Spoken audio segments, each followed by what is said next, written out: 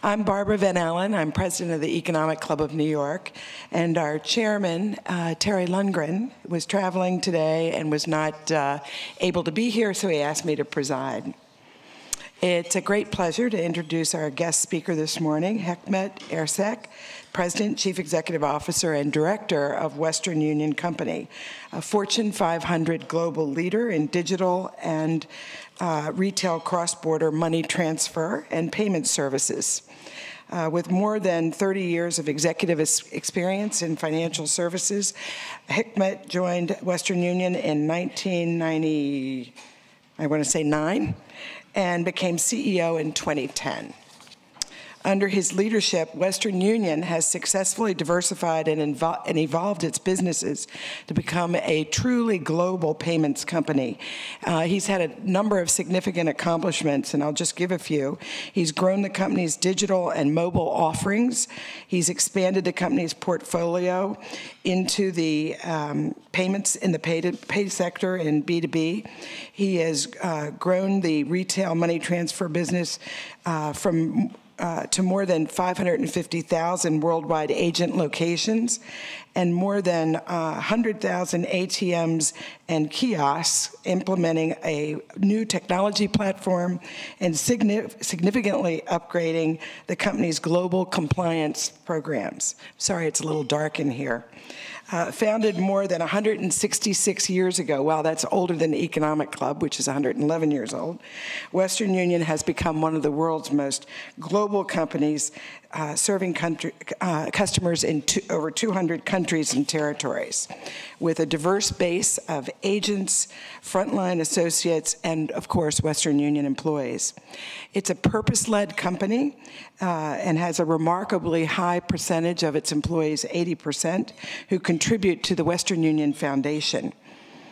A citizen of both Austria and Turkey, he draws on his international background to speak out publicly on the rights of immigrants, migrants, refugees worldwide, and he has been publicly recognized for his commitment to community and corporate responsibility, including as Corporate Responsibility Magazine's Responsible CEO of the Year, a recent recipient of the Austrian of the Year Award.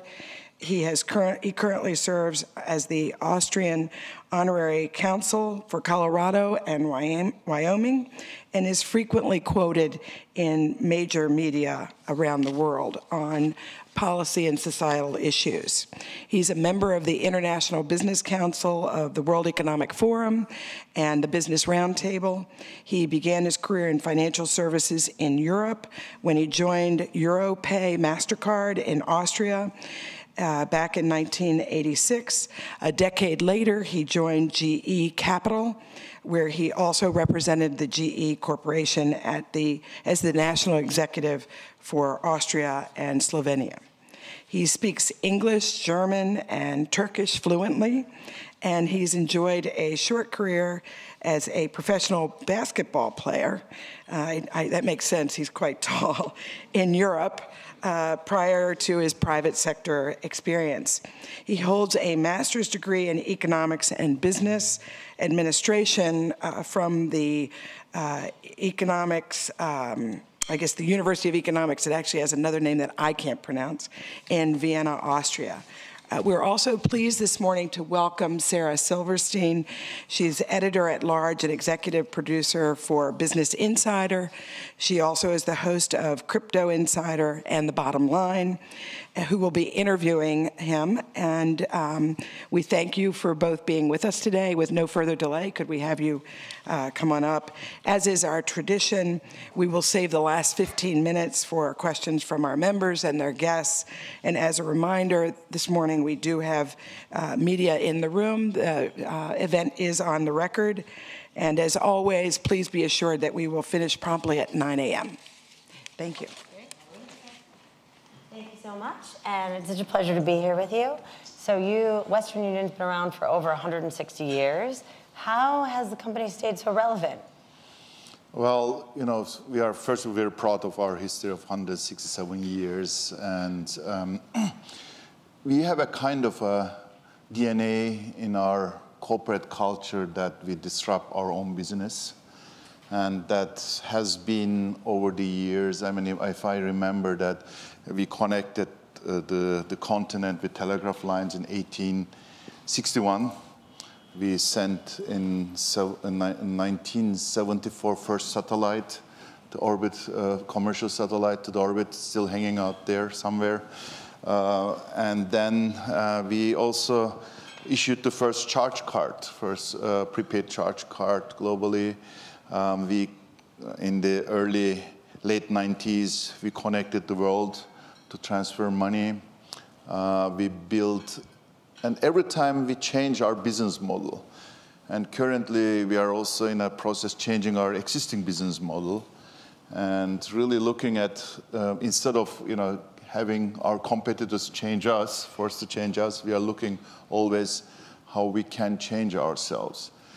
And that has been in our DNA, and that close to that change culture we have at Western Union, it's enormous.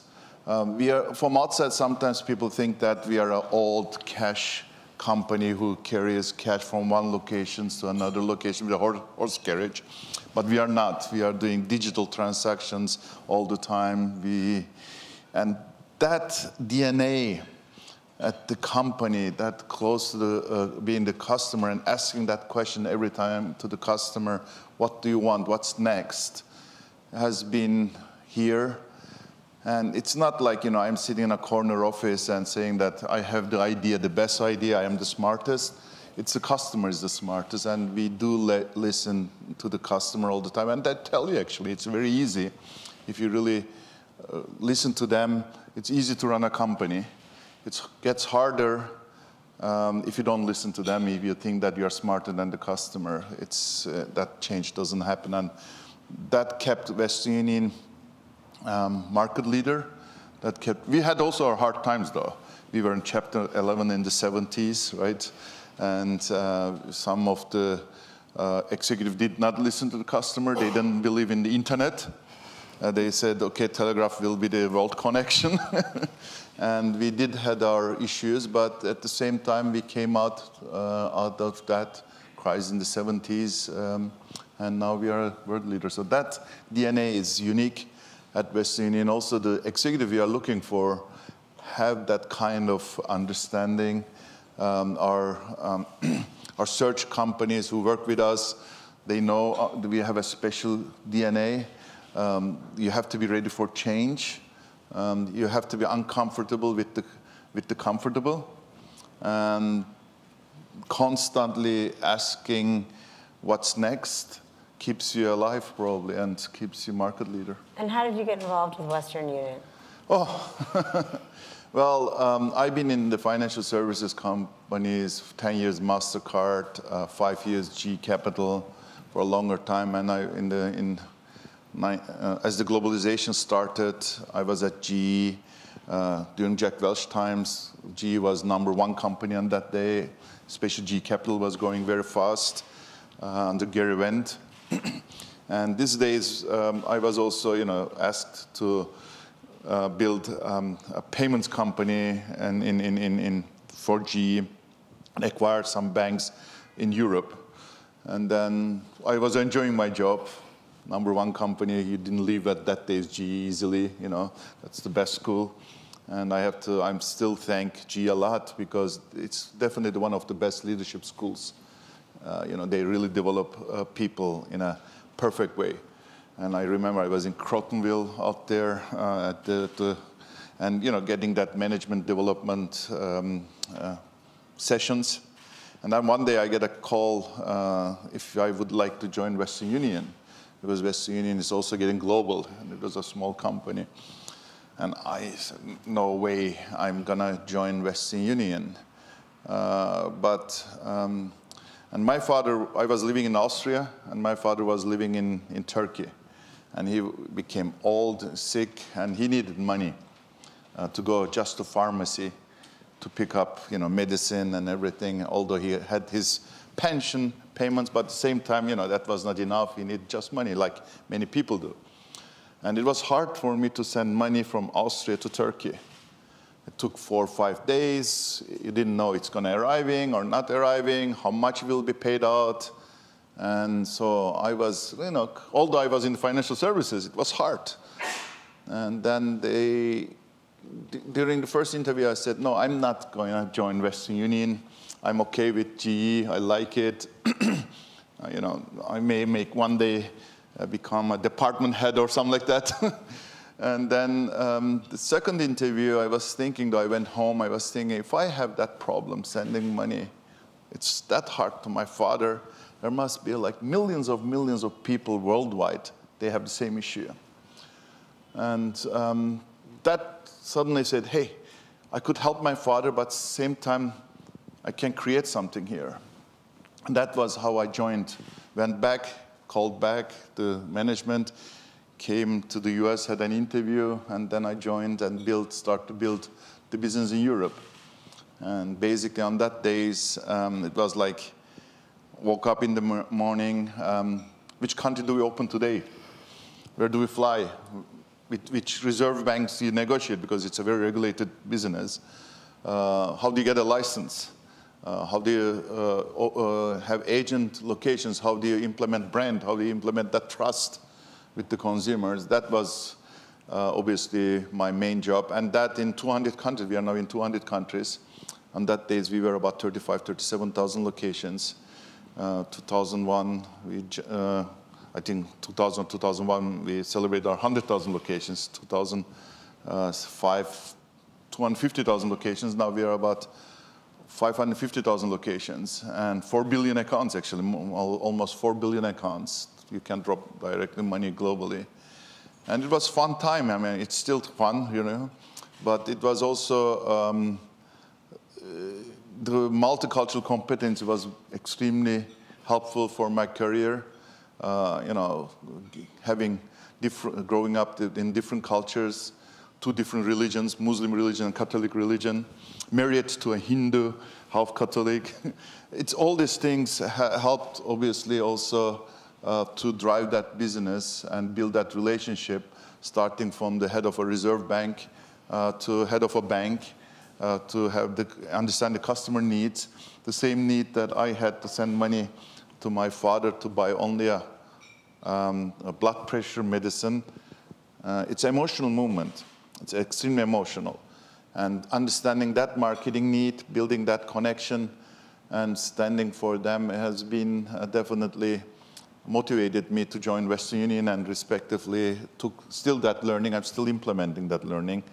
I'm visually thinking of my father every time, how he picked up the money from the Turkish post office that was an agent, and went with that money and went to the pharmacy and felt them better. And that happens to us today 31 times every second globally in 200 countries at 150 million consumers. And that's kind of what we do. And as a truly multicultural CEO and global company, what advice do you have for American executives who run global companies where they might not have the same perspective that you do? Well,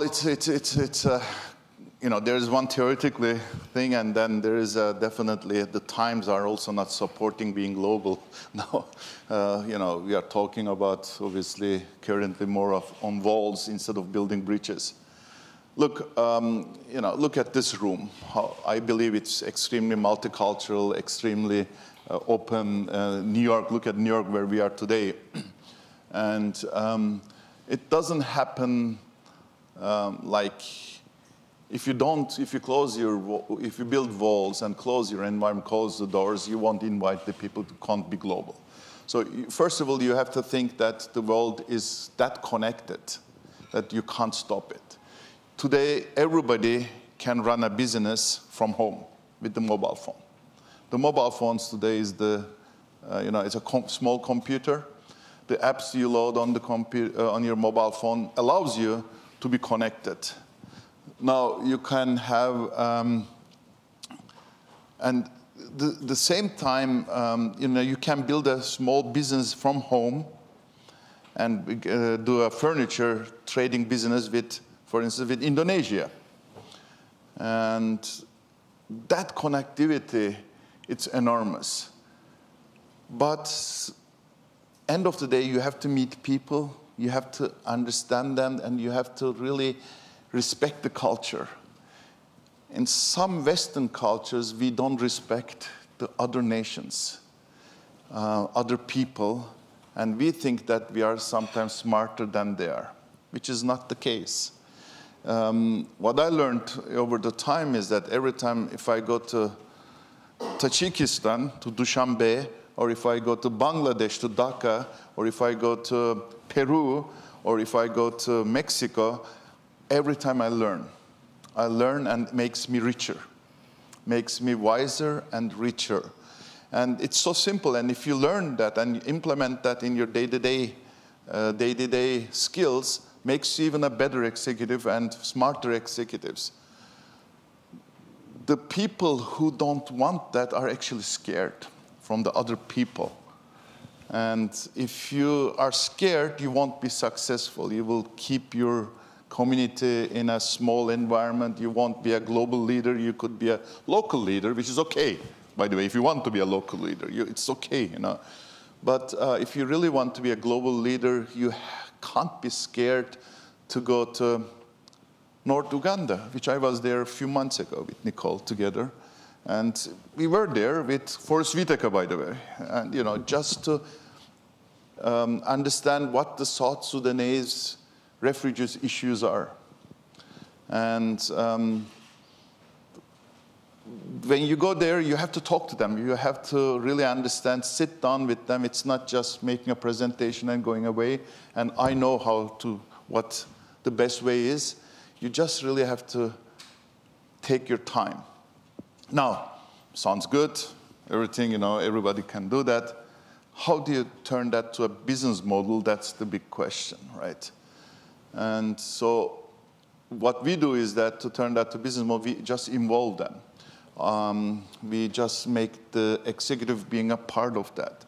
If you look at my executive team, I have, let's start, one American, one Indian, one Brazilian, one Lebanese. Then I have one Chinese born in Brazil, American citizen.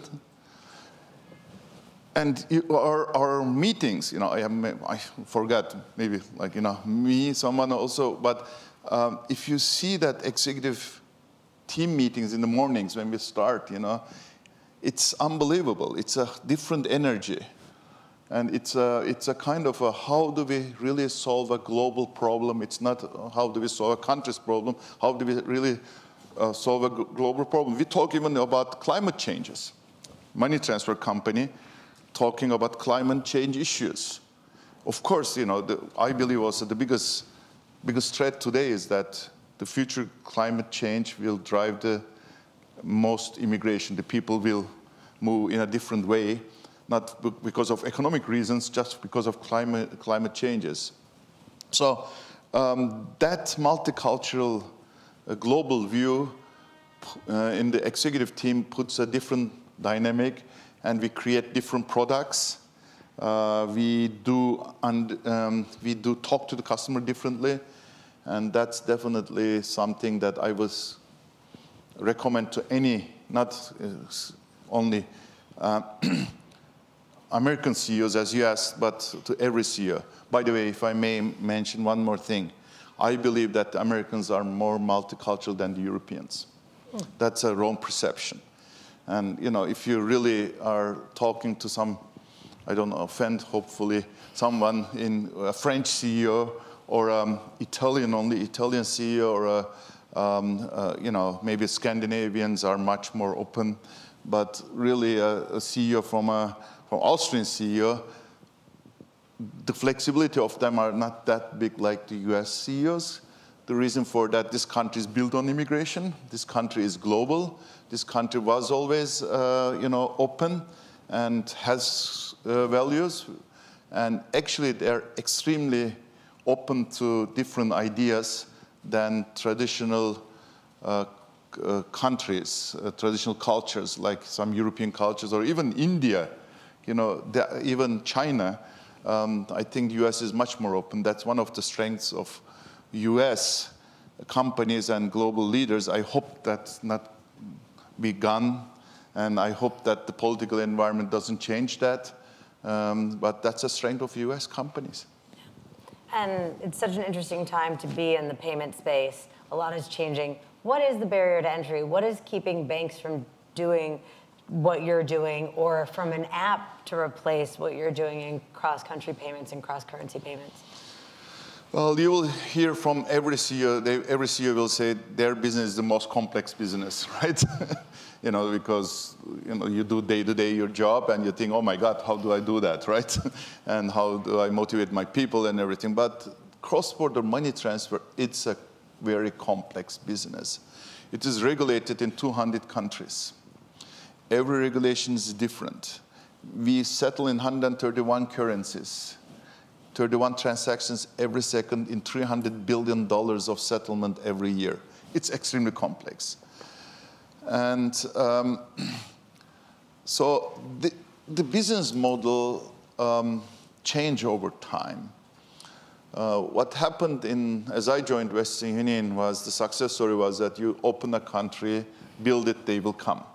The globalization happened, the Gulf states were growing, millions of people moved from South Asia to Gulf states, or to Europe, or to the US from Latin America. So these corridors happened constantly, so we built the business.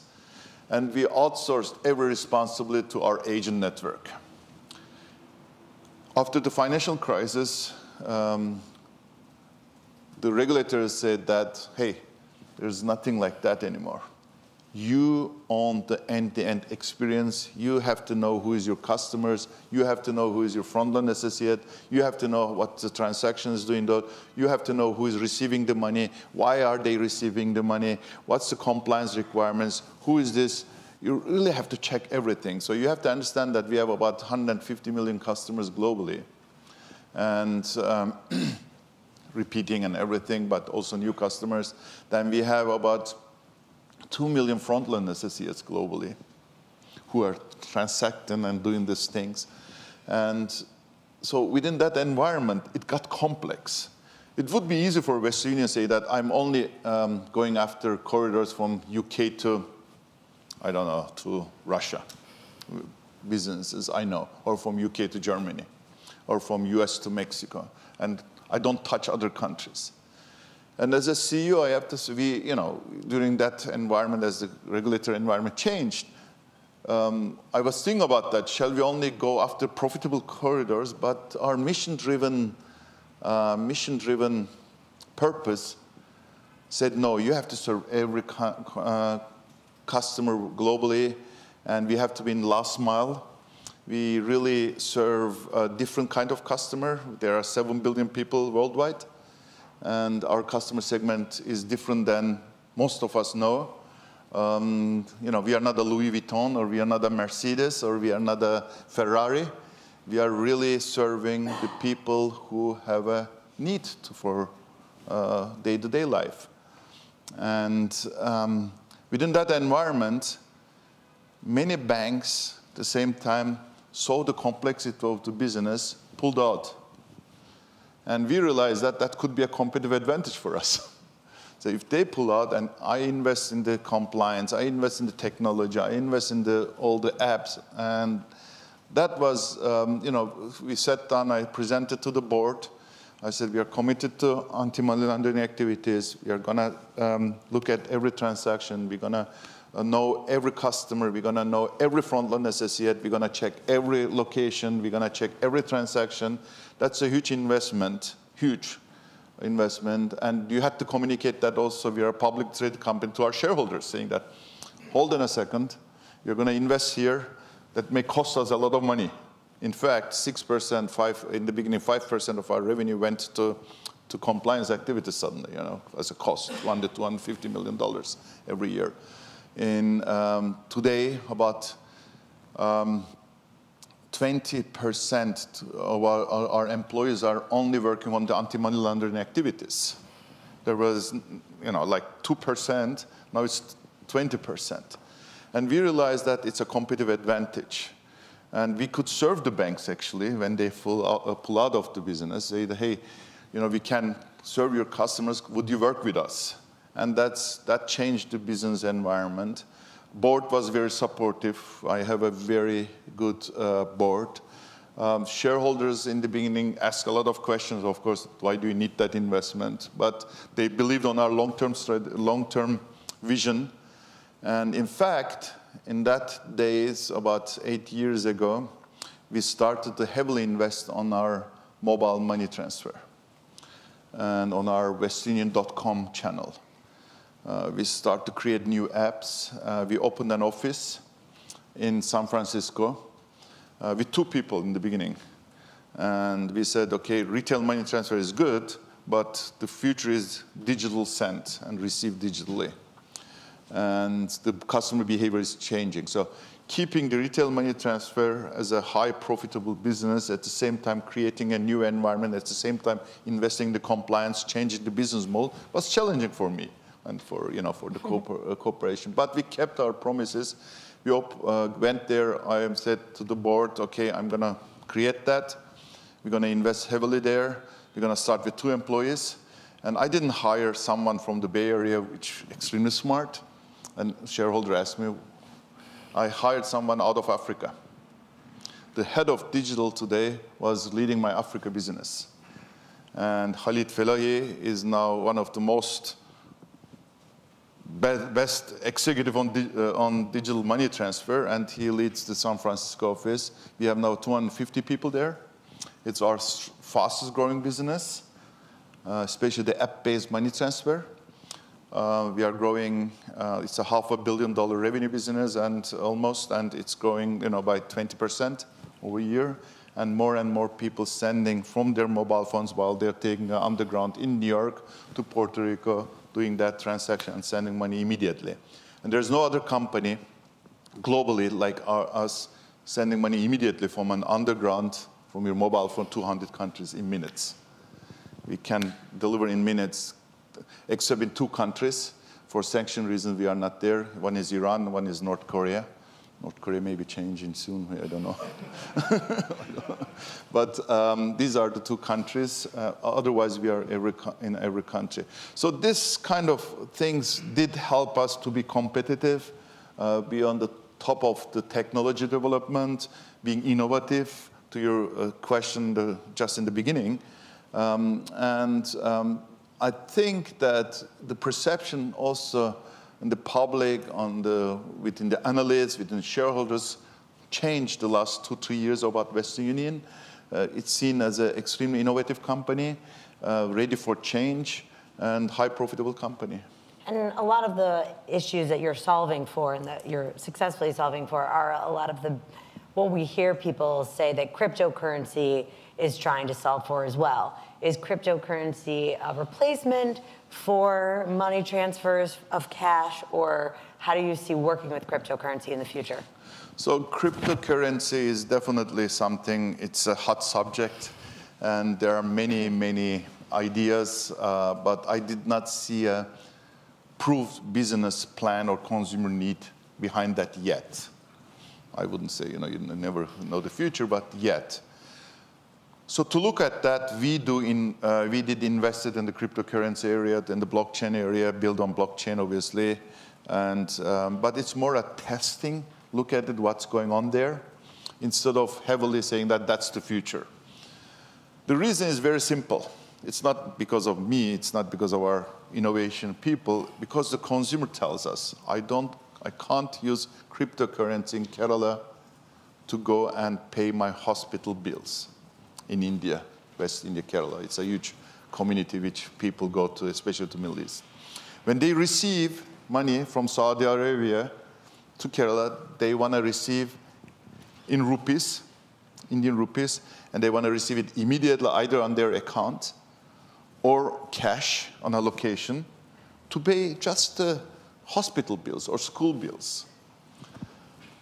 The fiat currency is still here, will continue to be here, and I don't think any nation, any reserve bank wants to give the control away about their own currency. Nations are built on flags, on constitutions, on whatever, on borders, and also on currencies. Every nation has a currency. Or in economic zones like euro, right? I don't think that anyone who controls, who has in the government, not controlled by in the government, wants to give away that asset, and then the nations won't exist anymore. So as long that's going to happen, and people will use on the day-to-day base their normal currencies, I think cryptocurrency will be used by a certain segment. For us, Western Union, we don't care. What we do is that if we take dollars, we give someone a digital number, 10-digit digital number is issued one time. And we turn that 10-digit number to local currency in Philippines, in pesos, Filipino pesos. And this 10-digit number travels for accepting the transaction, for know your customer, for settlement, for data transfer. It's all digital and paid out. The same thing goes also for the receiver, for anti-money laundering, for know your customer, who paid it, when paid, and settlement. Because you turn the dollar to pesos, and then you have to settle with your partners and with the consumers. So within that environment, we created a system for 131 currencies for 200 countries in minutes. It's hard to replicate. And we are still trying to find what is behind that will help us make that settlement even more efficient. One thing is clear, cryptocurrency is not a use case now for our customers. And it will take a long time to be probably a use case for day-to-day usage. For settlement, there are some ideas, and we are working on that, but we did not find a business model yet. It could be efficient for Western Union. And how are you using AI in your company? I am a big AI fan, although some part of my heart says that we don't want that blue-collar workers are replaced by metal-collar workers, because, as people work, they create wealth. When wealth creates, money moves. When money moves, good things happen. People go to school. But machine won't send money, because they don't have children. And number one reason why people send money back home is education. 30%, when you ask the consumer, why do you send back money home to Philippines? They will say, because I want that my kids have a better life. So 31, and machines won't do that.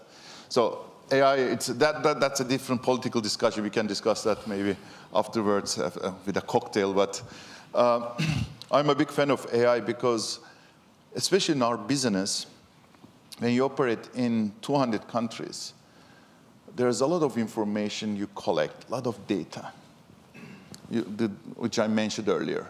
Also, a lot of economical data. Where is job created? What is the next currency value? The currencies, how they act against each other. What's the next risk? What is the anti-money laundering activities? What is the political situation? What does the consumer say? What does the frontline associate say? And there's millions and millions of data. All this data does influence the customer behavior. How do you price a product in the last minute in Qatar for the needs of Bangladeshi?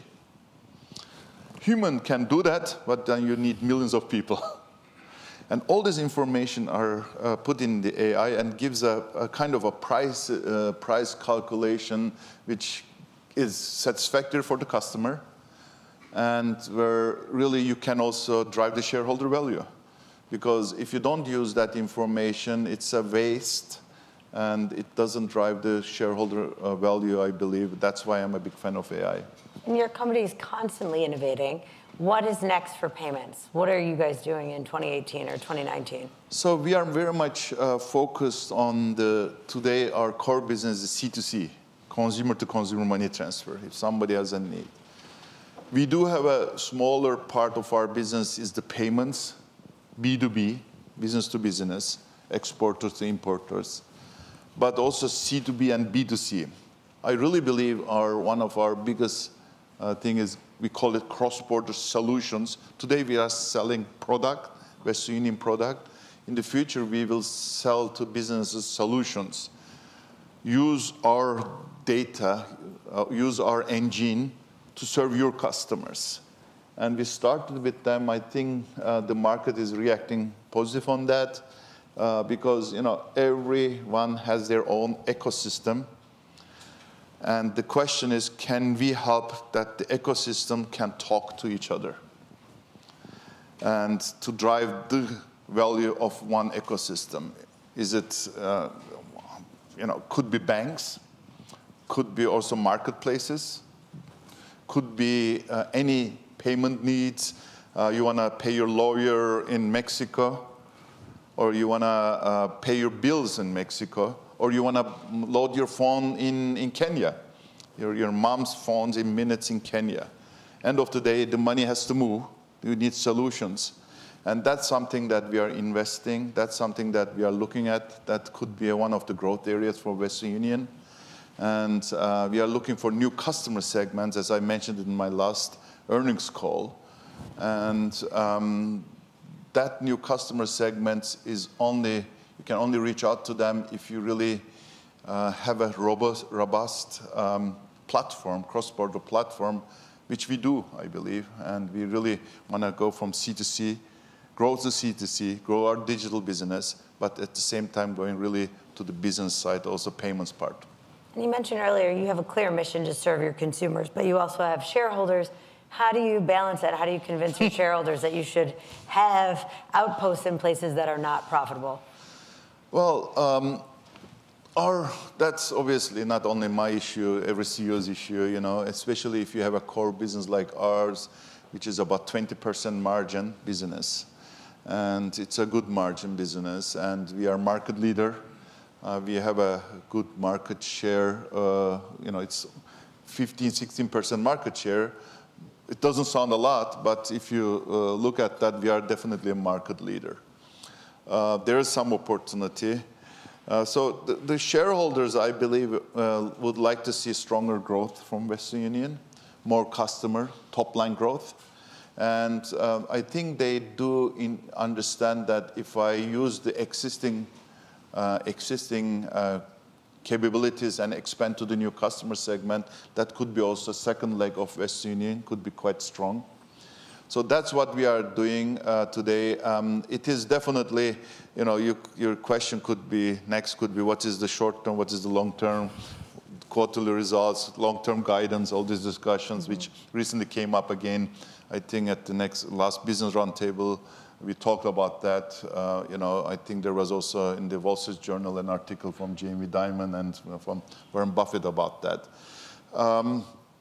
But I think that if your core business continue to optimize the core business and use different way of keeping the margins as it is and really using your existing platform, going to the new segment, the shareholders will like that actually. They will see the growth coming. I give you an example. As we started to talk to the shareholders that we're going to invest in our San Francisco office, on our digital office, was a big investment. And saying that, okay, we are keeping the money because it's going to be long-term growth. Of course, in the beginning, some people ask you, can you do that? Can we believe in you? We are the shareholders. We would like to have the return. But if you really tell the story, and the story based on facts, not on dreams, based the story fact on customer needs, the shareholders are also human beings like us. They believe in you. They believe in your business model. And if you start to execute that, which we did at our San Francisco office, and now it's really our North Star, westernunion.com, we could do that also in the payments part. So that's what we are doing. And you are Wells Fargo. I mean, Western Union is very apolitical because you're in so many countries and you're serving the people there, not the governments, but also immigrant populations are very important to your business, and you have strong opinions on that. How does that play out, and where do you fall on the current immigration issues? Well, headlines, immigration issue headlines are currently all in around US, but it's not the US only. Europe has the same issue. Russia has the same issue. If you look at India has the same issue. Bangladesh has the same issue. With Myanmar, the immigration, or Australia, with all the people coming with the boat people, they even put the people on islands. They don't want to deal with that. So I think we are in a phase that they don't know. We are in a phase that we don't know what to do with refugees or immigrants on that. This needs a reform in every country, and the US can lead that, actually. Instead of leading it, we are pushing this issue in front of us, kicking the can, and we don't really focus on that as a long-term vision. And if US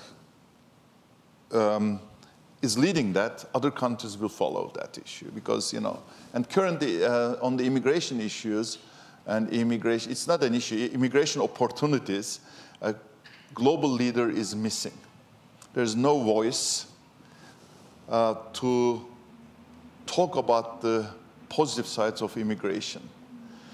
And, you have to understand the immigrants have no voice. They can't vote. They have no flags. They have no rights when they arrive in a country. They are always citizens of second class because they didn't get their papers yet. They got maybe a visa, but not really the real citizen papers.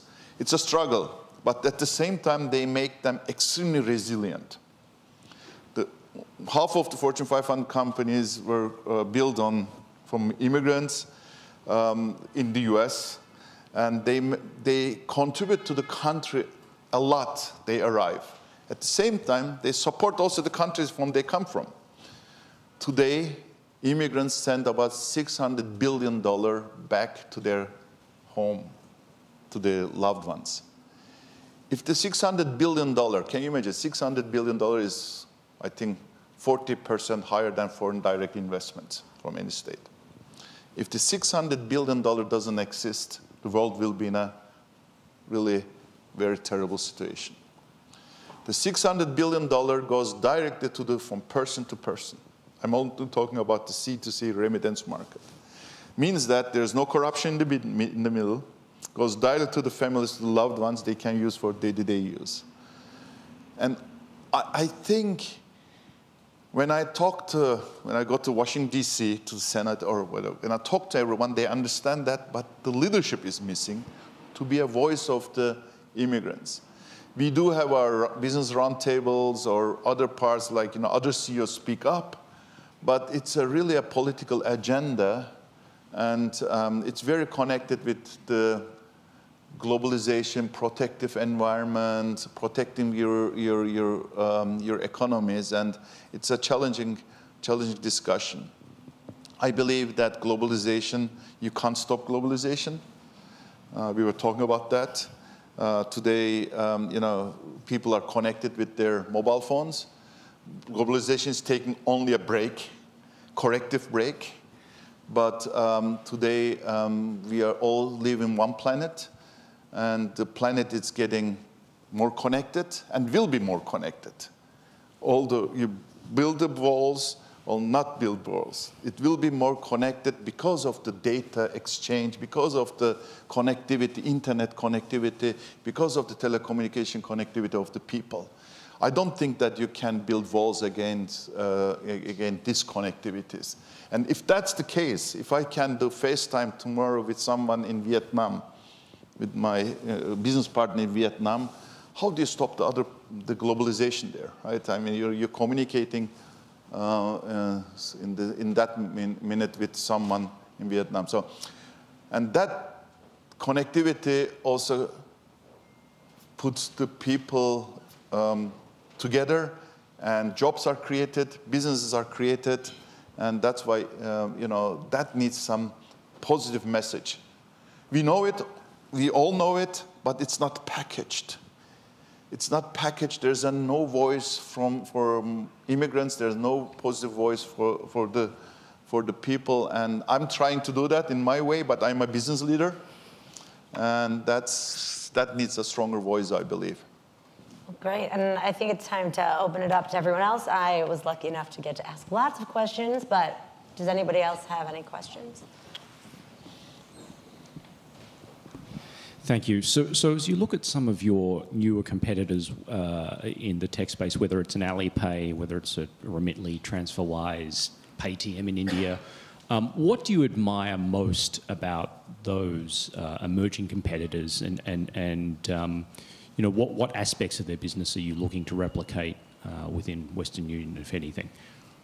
So obviously, in the fintech industry, there are a lot of competitors, and all are coming very strong, growing very strong. The downside of that is that growing strong is from a smaller customer, smaller base. What I admire with them is that we learn a lot from them. They are definitely agile, they are small, they're faster in the market, and we are a big corporation. And what we learn from them, we try to implement also in our environment. There is not a secret sauce, though, today, thank God, because in the last 8 years, we invest heavily in the innovation. There's not a secret sauce they are doing that we can't do. The big advantage we have is that we are a truly global company. They are local companies. Zoom.com, for instance, everybody was talking about Zoom.com. Dan bought that. He was here, and PayPal bought them. You know, and we were assuming that they're going to be a immediately global company given the PayPal's background. And they did struggle with the complexity of the business, I guess. They are now still sending money only from the US globally. We are sending, you know, to 200 countries. So I think even that shows that the complexity of the business and understanding that complexity having licenses in 200 countries. It's a huge asset, and that is hard to replicate. And TransferWises or others have to get a license in Qatar to send money to Bangladesh. Or you have to be present in Saudi Arabia to send money to Philippines. Plus, you have to be present in Philippines in the last mile to serve the customers. And this is something I believe takes time. It's not that we are smarter than the others. We work hard. We worked hard for many, many years. We build this trust of a brand trusting. Look, our prices are definitely higher than the competitors. But the people like to pay a premium because they trust us. An average Filipino nurse does about $800, $900 in the Middle East a month. Half of the money goes back to home, $400. And this $400 should really arrive in a last island in Philippines, right? Because then we know that this kid will go to school. And that trust for sending money from Saudi Arabia to the last mile in Philippines on a small island in a small village, it's a big trust. It's hard to replicate. And it took us years of investment in the brand, delivering the real value, understanding the customer needs. Sometimes I have the feeling that the fintech companies are forgetting that. Sometimes I have the feeling that you sit in a corner office, you have the idea, you suddenly can build the idea, implement in the market without understanding the last mile, without understanding the different needs of the customer. That's probably, though they're extremely great, agile, fast, at the same time, you know, sometimes the big view is missing.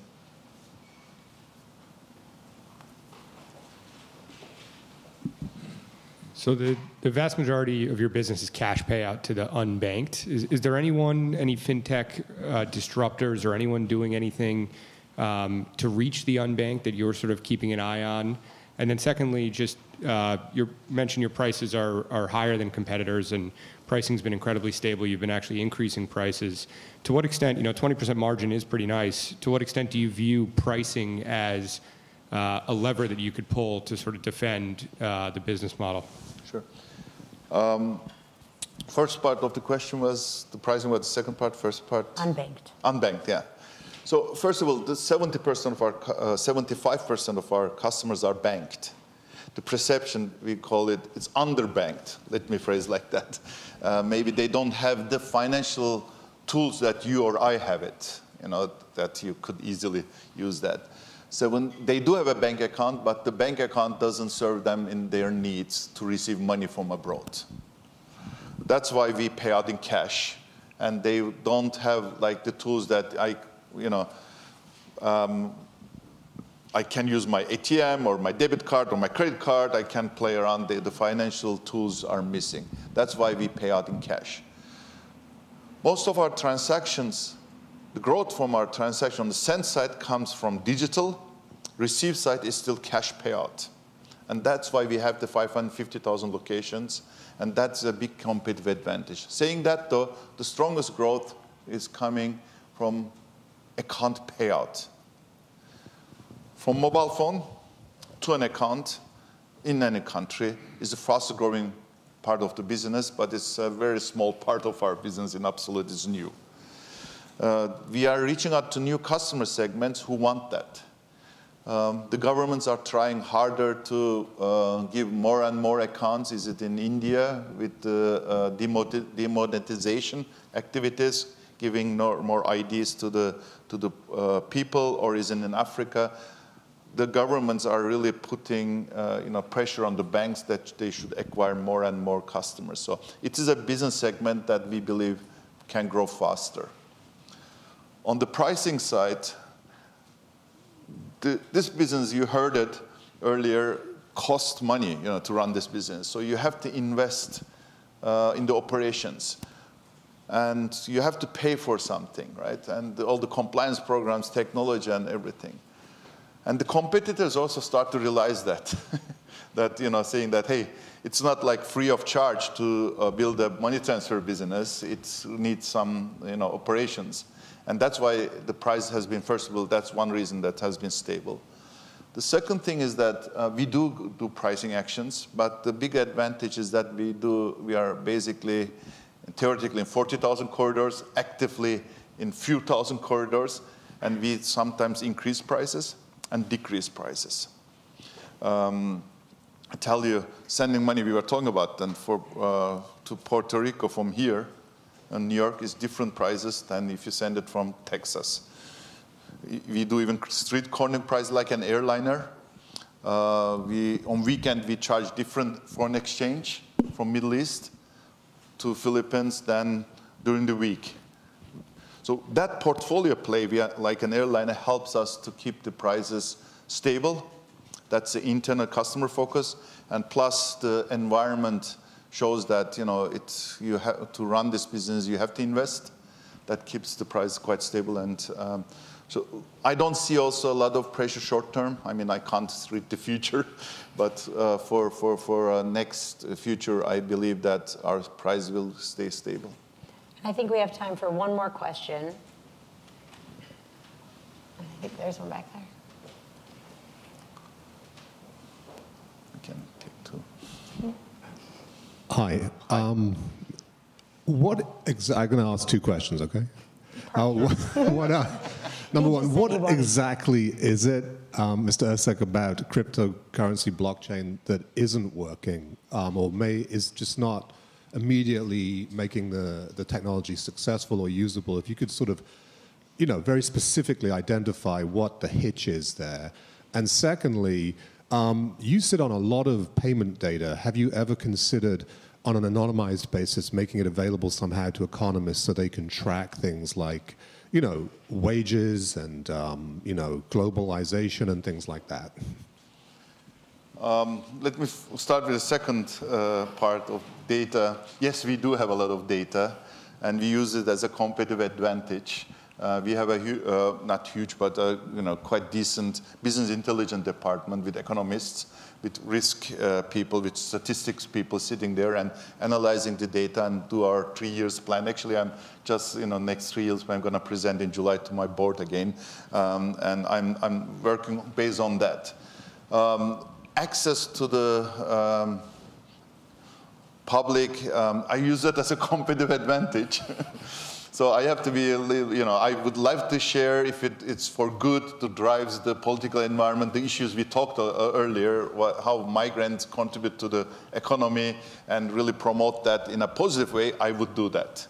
I think I could share also bigger data. I'm a little bit, see that as a competitive advantage, our business intelligence department, our data, how the prices will be, or where our next location should be, or what's the next economical growth coming. Because one thing is clear, our customers are always looking for opportunities. They are the first they get the jobs, they are the first they lose the jobs though. And we already see which parts of the world is doing better and which parts of the world needs coming the next crisis. And we do allocate our marketing budgets against that, also our opportunities. So that's a competitive advantage. I'm a little bit, 50-50 here. On the cryptocurrency, the reason why cryptocurrency doesn't work is very simple, because it's not a fiat currency. You can't wash your cars with a cryptocurrency. You can't use your cryptocurrency cross-border. For certain customer segment, it's ideal to trade with each other. But we just sometimes forget, we live with headlines. That's also the issue for the question you asked earlier with the fintechs in a corner office. We don't understand the 7 billion people's needs. There are not many, I don't want to push my ego even bigger, make my ego bigger, but there are not many CEOs which will go to North Uganda with me, together to South Sudan. And there are people. One of our biggest business is Africa, intra-Africa, sending money Africa to Africa. You won't read that anywhere. I would say that's great because I do business there. But these are things that people have to understand. And cryptocurrency in Africa to Africa won't work, believe me. Not for maybe in future, but not now. Because the Reserve Bank in Ghana wants to control their environment. In Senegal, they want to control their environment. If there are traffic between Senegal and Ghana, they want to know how much money has gone, how much money is received, what the oil prices are, how much export, import will be done. That's all measured in fiat currencies. Thank you. Thank you, Hikmet and Sarah. That was really insightful, especially in such a dynamic industry. I want to take a moment to just remind everyone in the room that on June 19th, we have Lloyd Blankfein, CEO and Chairman of Goldman Sachs, addressing the club. On June the 20th, we have a breakfast featuring Nobel laureate Jean Tirole. And if Larry Kudlow continues to recover, we expect to have him here in New York on June the 25th for a luncheon. So just keep tracking our website for that. And thank you again for joining us this morning. And thank you again, Hikmet and Sarah.